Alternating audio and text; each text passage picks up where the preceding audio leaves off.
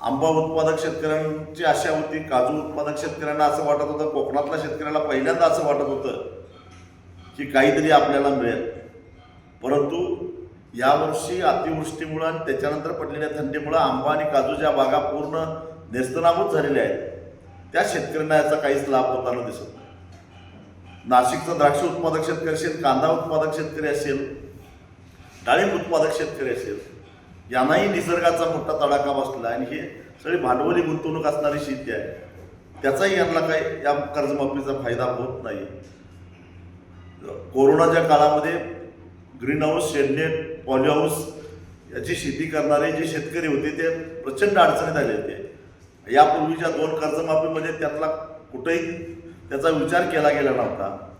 यावेळी तर त्यांचा विचार होईल असं वाटलं होतं, तेही वंचित राहिलेले आहेत. त्यामुळं हे नेमकी बँकांच्यासाठी केलेली कर्जमाफी आहे का शेतकऱ्यांच्यासाठी केलेली माफी आहे हे काही कळत नाही. आणि त्यामुळं या कर्जमाफीचा काही एक उपयोग होत नाही. ऑक्टोबर आणि नोव्हेंबर महिन्यामध्ये जी काय प्रचंड अतिवृष्टी झाली होती त्याच्यामध्ये कापूस, सोयाबीन आणि सगळ्याच पिकांचं मोठ्या प्रमाणामध्ये नुकसान झालेलं होतं. आणि त्या नुकसान झालेल्या शेतकऱ्यांना नुकसान भरपाई देत असताना कर्जमाफीचा लाभ मिळेल असं गाजर दाखवलं गेलं आणि कर्जमाफीचाही लाभ नाही, अशी अत्यंत निराशाजनक अशा प्रकारची ही सगळी घोषणा आहे. शेतीचा GDP वाढवण्यासाठी भर देणार 55,000 कोटीचं 5 लाख कोटी करणार ही जी वल्गन आहे, मुळं आडातच नाही तर पोहऱ्यात कुठून येणार.